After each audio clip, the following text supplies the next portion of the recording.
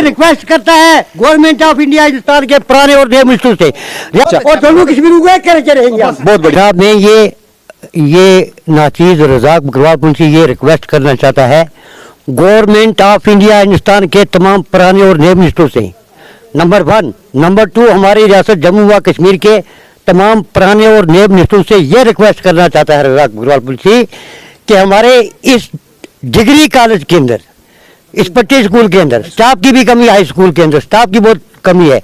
हम सीओ साहब से भी ये रिक्वेस्ट करना चाहते हैं, जनाब अटल बिहारी वाजपेयी से मैं रिक्वेस्ट करना चाहता हूँ, जनाब गवर्नर मनोज सिन्हा से मैं रिक्वेस्ट करना चाहता हूँ, जनाब राहुल गांधी से रिक्वेस्ट करना चाहता हूँ, गवर्नमेंट ऑफ इंडिया हिंदुस्तान के हाई इजलास पार्लियामेंट हाई कोर्ट के तमाम पुराने मिनिस्टरों से मैं रिक्वेस्ट करना चाहता हूँ कि जनाब नंबर 1 यहाँ हुकूमत और गवर्नमेंट ही कोई नहीं है। नंबर 1 के यहाँ तहसील मैजिस्ट्रेट कोर्ट के अंदर विद इन डेट जल्द इलेक्शन करवाए जाएं।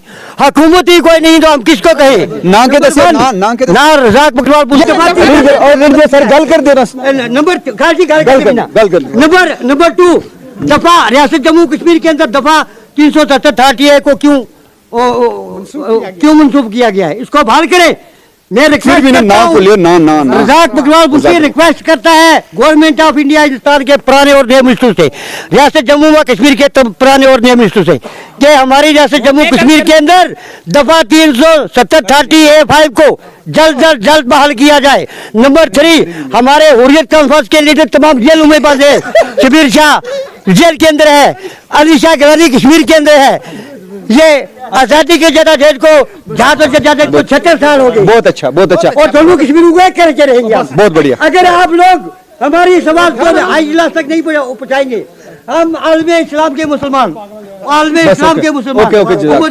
मीन के सारे इस्लाम